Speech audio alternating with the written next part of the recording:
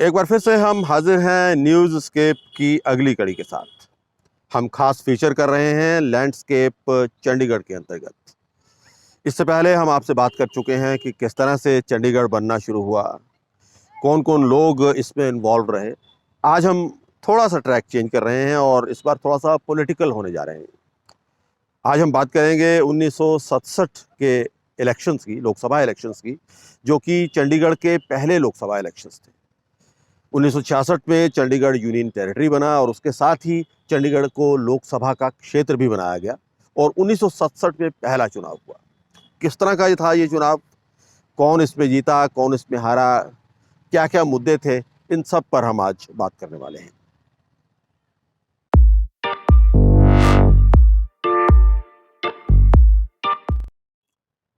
1966 में एक बार फिर से पंजाब का विभाजन हुआ। दक्षिण पंजाब के एक हिस्से को भाषाई आधार पर हरियाणा बना दिया गया। जो हिंदी भाषी क्षेत्र थे वो हरियाणा में चले गए और अब मामला उठा चंडीगढ़ का कि चंडीगढ़ का क्या होगा, क्या वो पंजाब को मिलेगा या हरियाणा को मिलेगा। एक नया विवाद खड़ा हो गया। पंजाब के नेता चाहते थे कि चंडीगढ़ पंजाब ही में रहे, जबकि हरियाणा का दावा था कि चंडीगढ़ चूंकि हरियाणा के क्षेत्र में पड़ता है इसलिए इसे हरियाणा को मिलना चाहिए। खैर, अच्छा खासा विवाद हुआ और उसके बाद आखिरकार इसको यूनियन टेरिटरी बनाया गया। क्या वो हालात थे, इसके बारे में हमने बातचीत की चंडीगढ़ से सांसद रहे सत्यपाल जैन से। और सत्यपाल ये जो चंडीगढ़ शहर बना था, ये 23 गाँव को जो खरड़ तहसील में आते थे, उनको उजाड़ कर बनाया गया था। 1966 में जब पंजाब का विभाजन हुआ, तो विभाजन के लिए शाक मिशन बना था और शाक मिशन ने ये सारी की सारी खरड़ तहसील, जो यहाँ से कालका तक जाती थी, सारा नारायणगढ़, कालका, सारा ये खरड़ तहसील में किसी वक़्त आता था। ये सारी तहसील हरियाणा को देने का निर्णय किया था।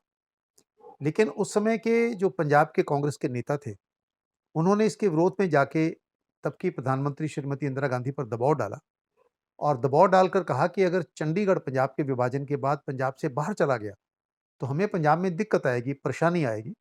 इस कारण इसको पंजाब में दीजिए, हरियाणा में मत दीजिए। हरियाणा के नेताओं का अपना दबाव था और अंततोगत्वा लास्ट मोमेंट पे श्रीमती इंदिरा गांधी ने जो बाकी खरड़ तहसील का हिस्सा था, नारायणगढ़, कालका, पंचकूला वगैरह, वो सारा तो हरियाणा को दे दिया और ये चंडीगढ़ खरड़ तहसील पंजाब में दे दी। लेकिन जो चंडीगढ़ का ये हिस्सा था 23 गाँव का, लगभग 114 किलोमीटर स्क्वायर ईयर का जो एरिया था, इसको एक यूनियन टेरिटरी बनाया उन्होंने। रातों रात में ये निर्णय बना है। यूनियन टेरिटरी बनने के बाद अब ये ज़रूरी हो गया कि चंडीगढ़ को एक अलग से लोकसभा क्षेत्र भी बनाया जाए।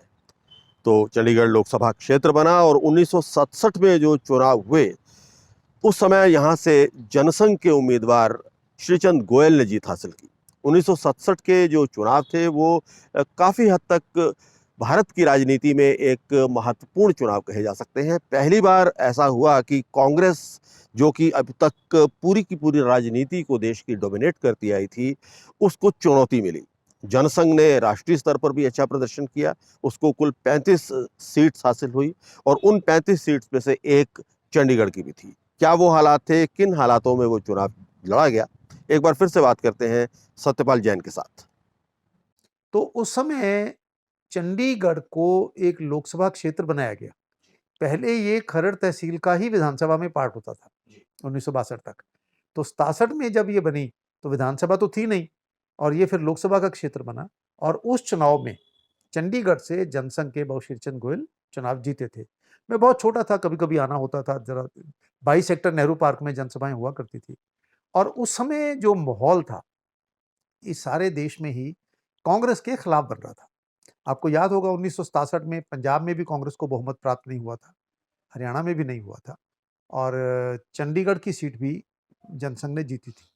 उसका कारण बहुत थे और उसका एक कारण ये था कि श्रीचंद जी गोयल जो यहाँ से जीते थे उस समय, वो एडवोकेट थे, पेप्सू से थे और चंडीगढ़ में आए हुए बहुत सारे लोग पेप्सू से आए हुए थे। जींद, नरवाना, संगरूर, पटियाला, ये एरिया सारा इस तरफ से लोग आकर जो बसे हुए थे, बहुत थे वहाँ से और उस समय केंद्र की कांग्रेस के खिलाफ एक माहौल बना हुआ था। श्रीचंद गोयल जी का अपना व्यक्तित्व था। अमरनाथ विद्यालंकार को यहाँ बहुत ज़्यादा उस समय नोन नहीं थे। ट्रायंगुलर कंटेस्ट हुआ था, कांग्रेस, जनसंघ और अकाली दल और उस ट्रायंगुलर कंटेस्ट में जनसंघ के बाबू श्रीचंद गोयल और मेरा ख्याल है शायद उस समय वोट बहुत कम होती थी, शायद 20-25 हज़ार वोट लेकर ही वो यहाँ से जीत गए थे। श्रीचंद गोयल वैसे तो करनाल के रहने वाले थे, करनाल जिले के रहने वाले थे, लेकिन अपना राजनीतिक जीवन उन्होंने पंजाब से शुरू किया। पंजाब में ही वो सक्रिय रहे, संघ के प्रचारक रहे। संगरूर में उन्होंने काफ़ी लंबे समय तक काम किया। बाद में उनकी सेवाओं को देखते हुए उन्हें एमएलसी का टिकट मिला, जो ग्रेजुएट कॉन्स्टिट्यूएंसी लेजिस्लेटिव काउंसिल के लिए उस वक्त हुआ करती थी। तो वो एमएलसी बन गए। उसके बाद वो चंडीगढ़ आ गए, और चंडीगढ़ में जब आए तो उस वक्त जनसंघ में वो लगभग सबसे वरिष्ठतम नेता थे, और जिसकी वजह से उन्हें टिकट मिला। सत्यपाल जैन उनके बारे में बताते हैं कि वो किस तरह के नेता थे। इसके साथ साथ हमने उनके बेटे प्रवीण गोयल के साथ भी बातचीत की। श्रीचंद गोयल आरएसएस के प्रचारक होते थे और बहुत लंबा समय उन्होंने संघ में बिताया था। और वो मैंने जैसे कहा ना, ज़्यादातर पेप्सू में, संगरूर, बरनाला, बठिंडा, इस एरिया में वो प्रचारक बहुत देर तक रहे। तो पार्टी ने उनको चंडीगढ़ से, उससे पहले शायद वो एमएलसी भी रहे थे एक बार, पंजाब से एमएलसी भी रहे थे उससे पहले। तो जब चंडीगढ़ की सीट बनी तो यहाँ वो शिफ्ट कर चुके थे, अपनी वकालत यहाँ शिफ्ट कर चुके थे चंडीगढ़ में। तो पार्टी के बहुत ही सक्रिय उस समय नेता थे वो। और चंडीगढ़ क्योंकि छोटा था, अभी विकास नहीं हुआ था, और उनके बराबर का उतना टॉल लीडर भी कोई उस समय नहीं था। तो वो बहुत ही भले आदमी थे, सज्जन थे, शरीफ आदमी थे, जेंटल थे, बहुत जेंटल थे, बहुत ही भले और नाइस आदमी थे। तो इस कारण से उनको, क्योंकि पार्टी के बहुत वरिष्ठ नेता थे, इस कारण उनको यहाँ से टिकट दिया गया। चंडीगढ़ में मतलब यहाँ हाई कोर्ट में एडवोकेट थे जी। और उस जो मतलब प्रैक्टिस के साथ साथ जो है संघ का कार्य, वो अपना संघ का कार्य तो था ही, साथ में जो है उस टाइम जनसंघ की जो स्थापना हो चुकी थी जी। और वो जनसंघ में मतलब क्वाइट एक्टिव मतलब काम जो यहाँ पे कर रहे थे।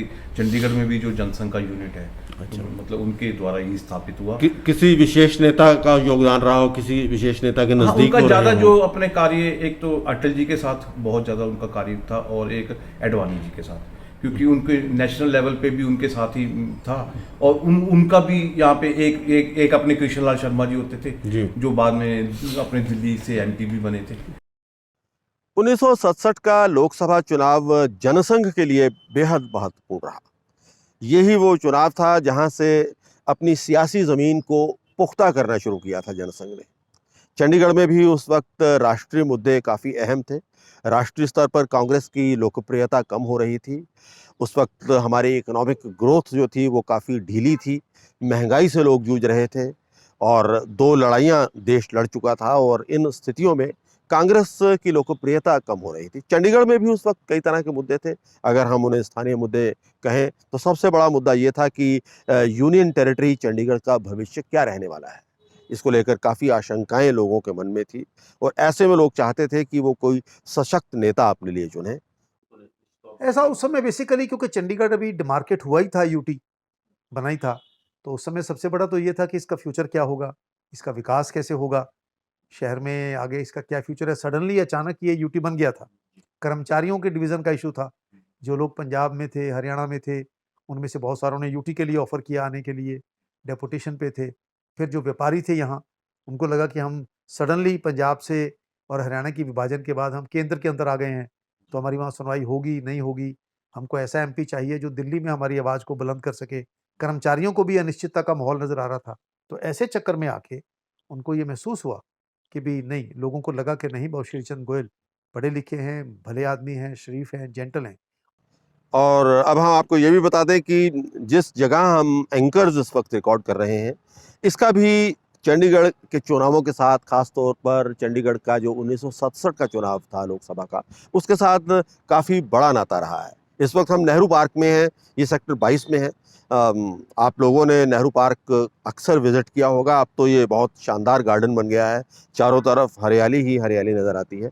लेकिन उस समय जितनी भी पॉलिटिकल रैलीज़ थी, या जितनी भी रैलीज़ थी चंडीगढ़ की 60 के दशक में या 70 के दशक में, बल्कि उसके बाद तक भी, वो इसी मैदान में हुआ करती थी।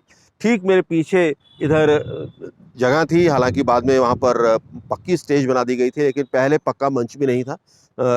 कच्चा मंच, यहाँ पर एक तरह से लकड़ी का मंच बनाया जाता था, और उस मंच से उस वक्त के देश के सभी बड़े नेताओं ने भाषण दिए, चाहे वो श्रीमती इंदिरा गांधी हों, चाहे अटल बिहारी वाजपेयी हों, चाहे लाल कृष्ण आडवाणी हों, या कोई और बड़े नेता हों।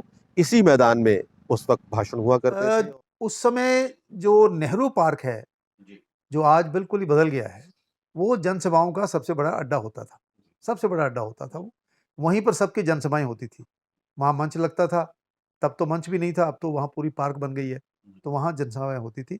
जितने बड़े-बड़े नेता होते थे, वो सब वहीं आते थे, कांग्रेस के भी, जनसंघ के भी, अकाली दल के भी, सब वहाँ आए थे।